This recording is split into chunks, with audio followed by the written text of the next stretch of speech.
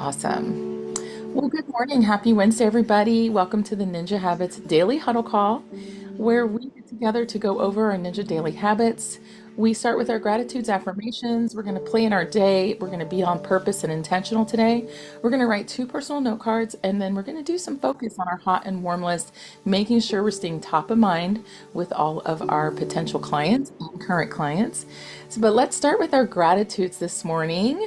What are you grateful for this Wednesday?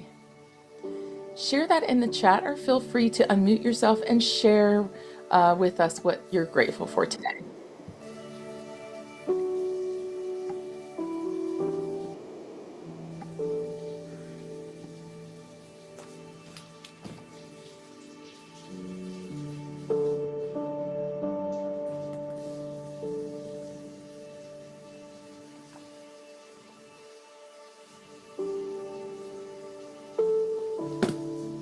Good morning. Good morning.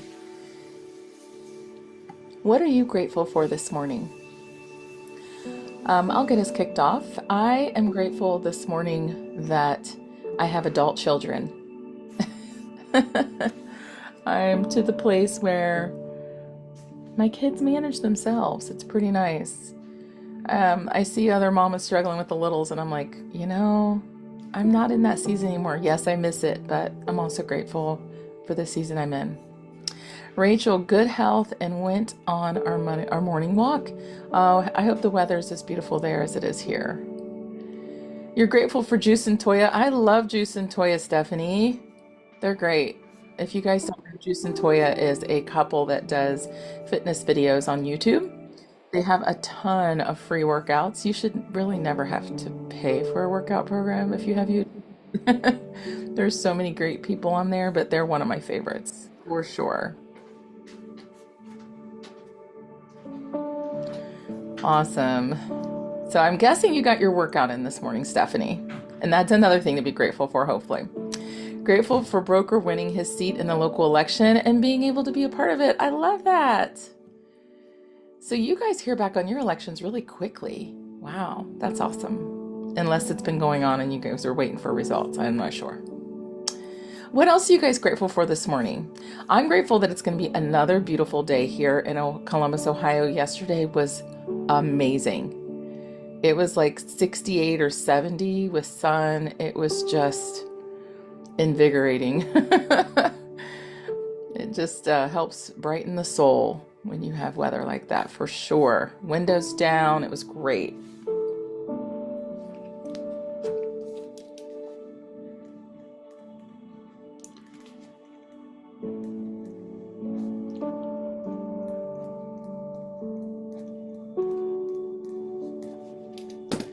Awesome. Well, if you are just joining us, we are writing in the chat something that we're grateful for this morning.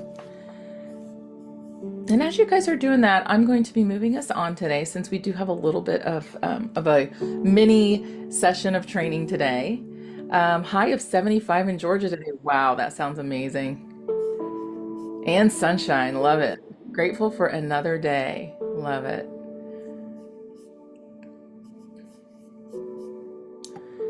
The mornings where I was just telling my husband, I just haven't slept good for like the past week. And you can just really get in a mood about that.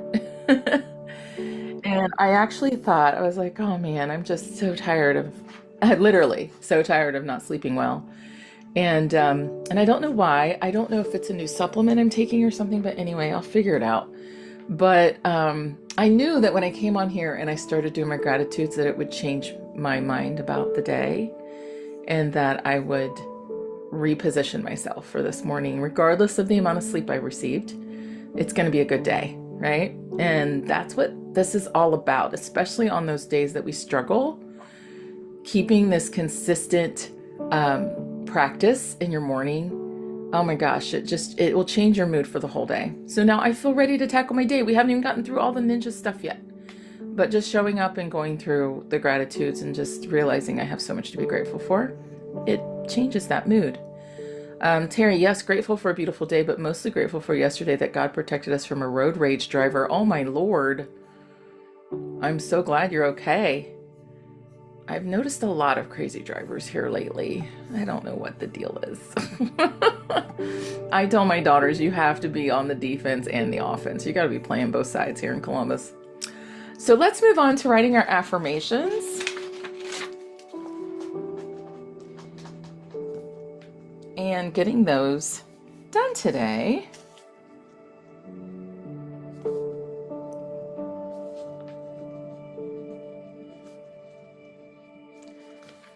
I was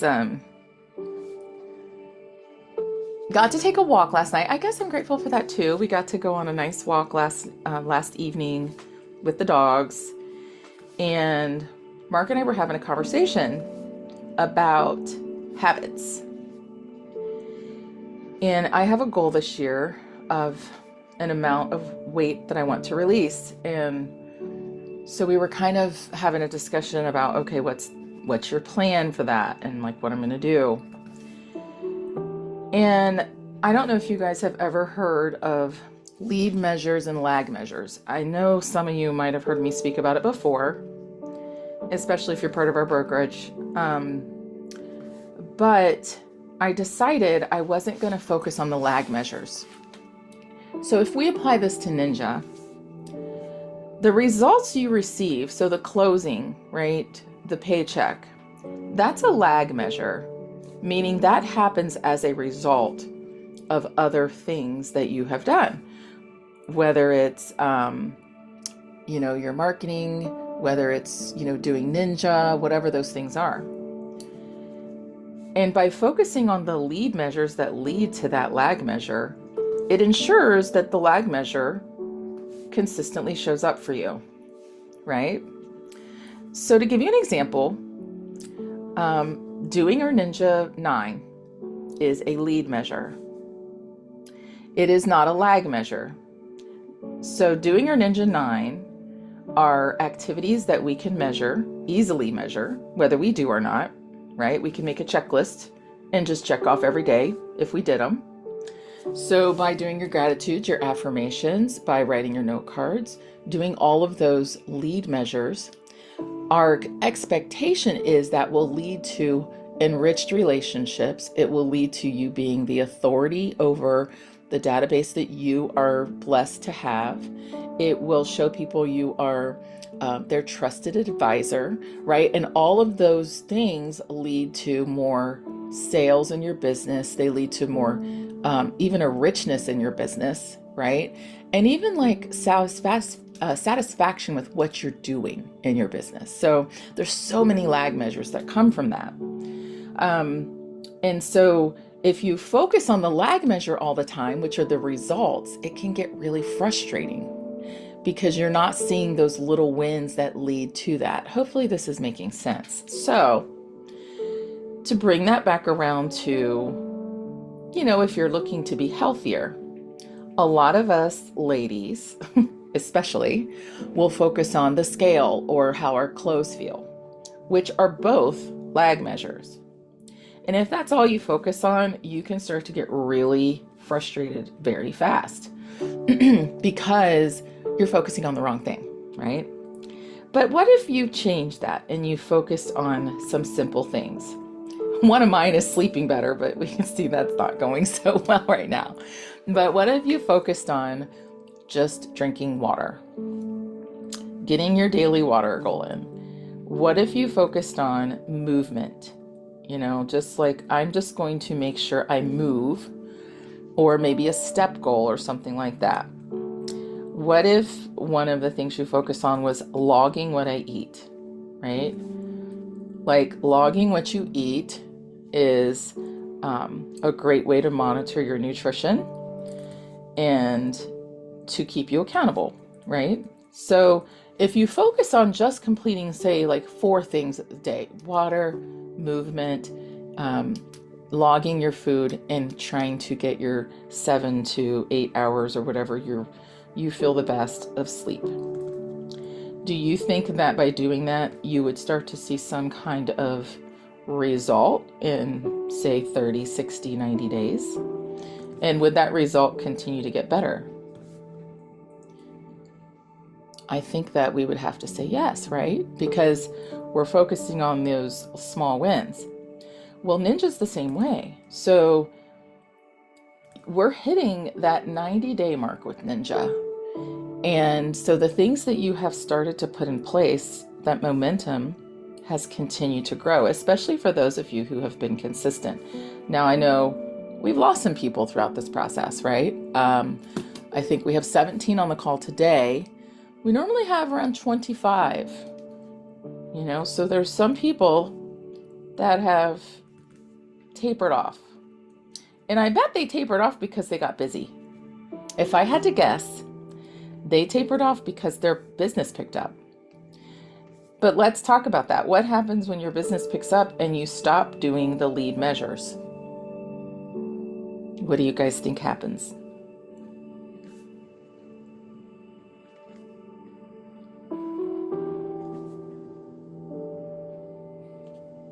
Your pipeline dries up.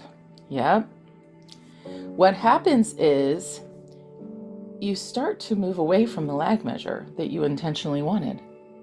Nothing in, nothing out. Yeah.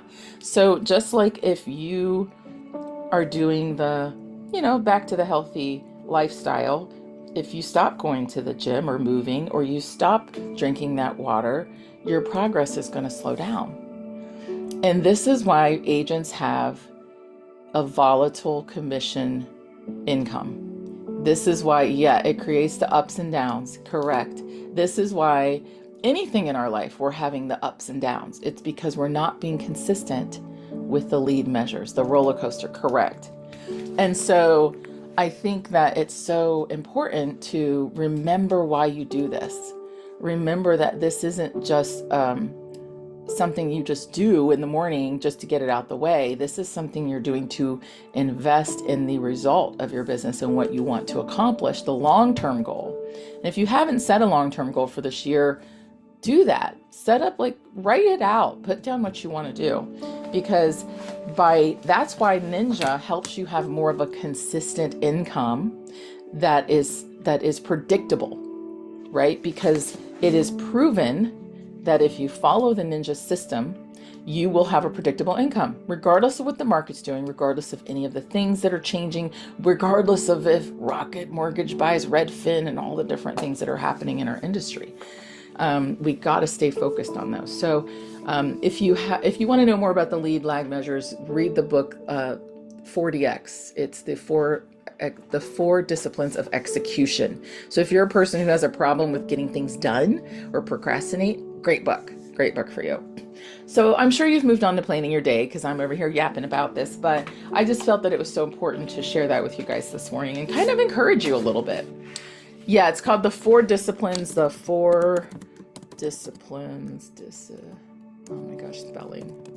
of execution. It's not that big of a book. It's a smaller book. It's an easy read. Very great book. So plan your day. What's the one thing you're going to accomplish today?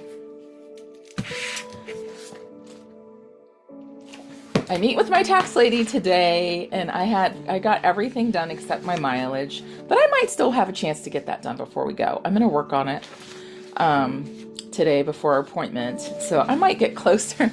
I'm about halfway there. I'm looking to see what else I have to get done today. We have a training tomorrow. For those of you that are local, if you want to join us, let me know.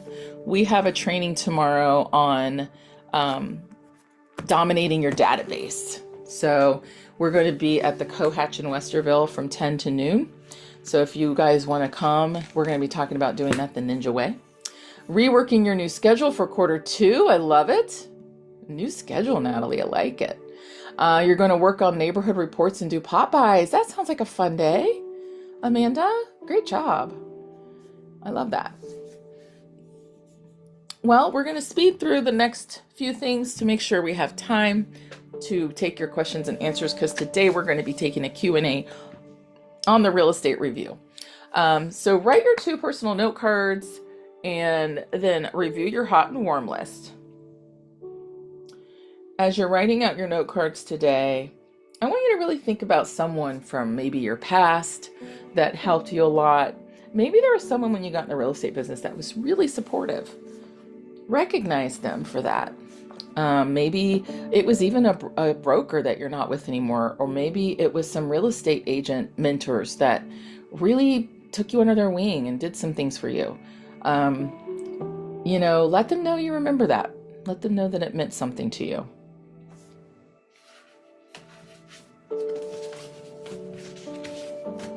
Also, I want to say thank you. I received a couple cards here. Brent and Natalie, I got your guys' cards. Thank you so much. I'm finally getting caught up on my mail since I got back, but they were so sweet. Those words, you guys don't know how much those mean to me. You really don't. So thank you so much for sharing that and for taking the time to write me a note. It was really thoughtful. And Natalie, I love the name of your company. It's Closing Time Realty. That's great. I don't know. Is Natalie on here? I thought I saw her come in. Yep. Okay. Yes. I love it.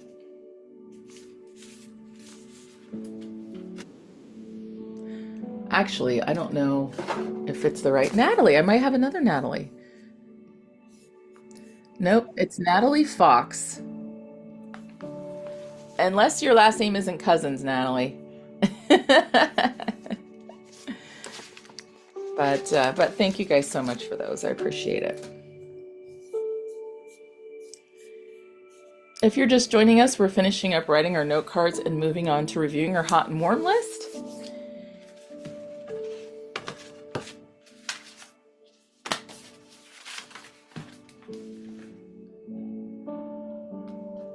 Let me adjust mine real quick. No, the other Natalie's not on today. Yeah, I see that now. I'll have to reach out to her and let her know thanks.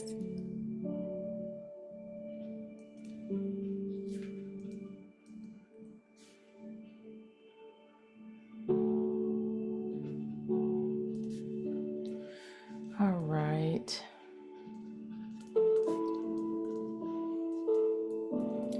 Well, we will kind of put the reviewing your hot and warm list along with talking about our weekly ninja habits. So part of the reviewing of your hot and warm list can include some of these things from your weekly ninja habits, right? Real estate reviews, you definitely can do that for people that are part of your warm list. Hot list, probably already have it on the market or, moving towards having it on the market. So that might not be relevant to them, but you can do that. Your 50 conversations, your forward conversations, they count. So talking to those people that are in your warm and hot list, even ones that are in contract and even ones you're currently working with, they count towards your conversations every week. The point is to make sure that you are deepening those relationships with every conversation you have, right? Today, we're talking about more of the real estate review. And I really wanted to just keep this an open forum today about what questions you guys have about the real estate review. So this requires a little bit of participation on your guys' part. What questions do you have about the real estate review? What's holding you back from doing a real estate review? It can be any question at all. And if I can't answer it, I will get you an answer, but I will do my best to answer it right here today. You can either put it in the chat or you can unmute and ask.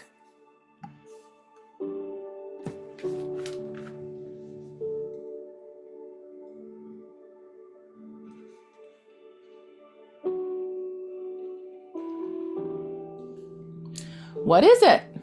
Oh, awesome. Okay, great. That was going to be my next questions. Does anybody need to just know what it is? So good question. So a real estate review is an unsolicited mini CMA. It is not a in-depth listing CMA where you're doing these deep comps and you're really trying to pinpoint value and all that. It is literally like a market overview for that client. And the really key part of this is it's unsolicited. So if you think about, I just got a statement from my insurance person to kind of, for the year, right? Because my yearly's coming up and they're like, hey, here's where you're at. This is what you have currently covered. This is what we're expecting your premium to be starting in April, right? That is something they send out to me every year. And I'm sure all of you get the same thing. It's that, but taken up a notch. Because what would be more powerful if my insurance agent called me and said, "Hey, Alicia, I want to meet you for coffee and just go over the updates that you have this year. So make sure you don't have any questions," things like that. Now it's a little different because I'm paying for that service. It's an ongoing relationship. And in real estate, when you close on something, or maybe the person's never even used you as an agent, you're not necessarily getting paid, right? You don't have an ongoing transaction with them. But it is still important because what is every person who owns a home, what do you think the percentage is of the people that is the largest asset they have? I would say it's a pretty high percentage, right? So what are they doing to stay on top of that? What are they doing to stay in the know about their values?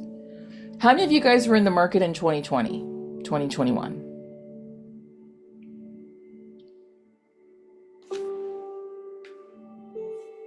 Oh, I see the questions starting to come in. You were, okay. Was it remarkable to anyone else when those prices were going haywire? Like their values were going way up. Was it surprising to any of you guys when you would talk to people in 2022 and they had no idea? You would talk to them and they're like, "Well, I think my house is only worth this." And you're like, "Where have you been? Under a rock? Like your house is worth like double what it was," right? If anybody had a conversation like that, that's why the real estate review is important. Because people they're not like us. They're not constantly looking at those things. And it's important for them to know because they could get taken advantage of. We got wholesalers here that are calling people like crazy. Like they need to know their values, right? So, okay, yes, I do this once per quarter to my past clients or a seller who I've been communicating with that has not sold yet because they want to wait. Yes, love it. Love it, Natalie. So what you might want to do is if you're take it a step further, the real estate review, the best way to do it is in person for 15 minutes. It doesn't take long. You can just do an RPR report. You can just print a little market report. You can pull the stats out of the MLS and just meet with them. The point is to have a conversation about what's important to them. Is it their home value? Is it that they're looking to do renovations? Is it that they think they need to refinance, right? There's so many different reasons why the value of their home is important. And it's really all about them. You're just kind of educating yourself a little bit about what's happening in their area so that you can advise them, right? As their trusted advisor.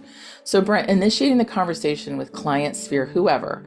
Yes, you have a question about that. So a great way to initiate the conversation with someone is if they own a home, right?